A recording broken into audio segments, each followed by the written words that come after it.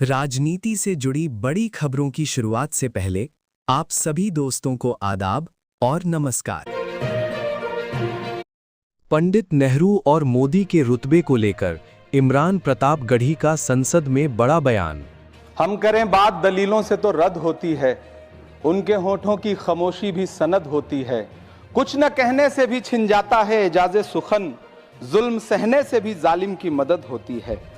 जो पीढ़ी अपने बुजुर्गों को गाली देती है उसके साथ प्रकृति इंसाफ करती है। आज इंदिरा जी और नेहरू को गाली देते हैं, नेहरू को छोटा नहीं कर पाएंगे। नेहरू का नाम आइंस्टीन के साथ लिया जाता था और आपका नाम एप्स्टीन के साथ लिया जाता है। आपको ये बात समझनी पड़ेगी।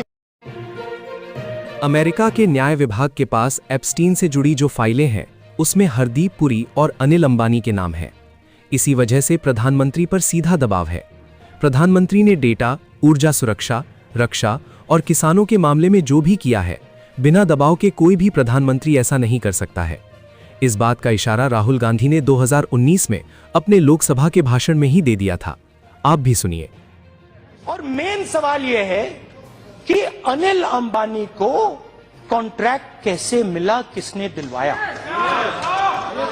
और आपने 2 घंटे बात की, मगर आपने इसका जवाब नहीं दिया कि HAL से कॉन्ट्रैक्ट छीनकर अनिल अंबानी को कॉन्ट्रैक्ट देने का निर्णय किसने लिया? बैठिए बैठिए बैठिए। अपने लोकसभा के भाषण में सांसद अभिषेक बैनर्जी ने बताया कि कैसे लगता है जिंदगी से लेकर मौत तक टैक्स पर टैक्स। बच्चा पैदा होता है, दूध और डायपर पर टैक्स, पढ़ाई शुरू होती है, शिक्षा पर टैक्स, किताबें, notebook, pen, pencil, mobile data सब पर टैक्स। कमाई शुरू होता है, इनकम पर टैक्स। सर बचत करता है, बचत के ऊपर टैक्स। जीने के लिए खर्च करता है, खर्च पे टैक्स। काम पर जाता है, पेट्रोल डीजल पर टैक्स। बीमार पड़ता है, इलाज और दवाई पर टैक्स। बुढ़ापा आता है, पेंशन और इलाज पे टैक्स। और मौत के बाद भी सर शोक सभा में अगरबत्ती जलाने के लिए भी परिवार को टैक्स देना पड़ता है। अखिलेश यादव ने उत्तर प्रदेश सरकार द्वारा हाल ही में पेश किए गए बजट की सच्चाई सामने रखी और कहा कि ये जनता की उम्मीदों पर खरा नहीं उतरता है।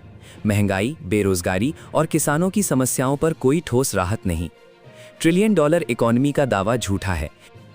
लेकिन बेकारी, बेरोजगारी से जूझ रहे लोगों की उम्मीदों की थाली खाली है। मध्यम वर्ग अपने आप को ठगा महसूस कर रहा है। शोषित, वंचित, गरीब व्यक्ति जहां था वैसे भी नीचे जाता दिख रहा है। इस बजट ने उसके चादर में पैबंद लगाने की जगह उसे और चिथड़ा कर दिया है। लोकसभा स्पीकर ओम बिरला विपक्षी दलों के निशाने पर। कांग्रेस सहित सभी विपक्षी पार्टियों ने लोकसभा स्पीकर ओम बिरला के खिलाफ अविश्वास प्रस्ताव का नोटिस जारी कर दिया है। इस प्रस्ताव पर 118 सांसदों ने हस्ताक्षर किए हैं, जबकि टीएमसी ने इससे अभी दूरी बनाए रखी है। पक्षपात और एक तरफा कार्यवाही के आरोपों से घिरे स्पीकर अब फैसला होने तक लोकसभा में नहीं आएंगे। When I shook your hand, you stood straight like this and shook my hand. And when Modi ji shook your hand, you bowed down and shook his hand.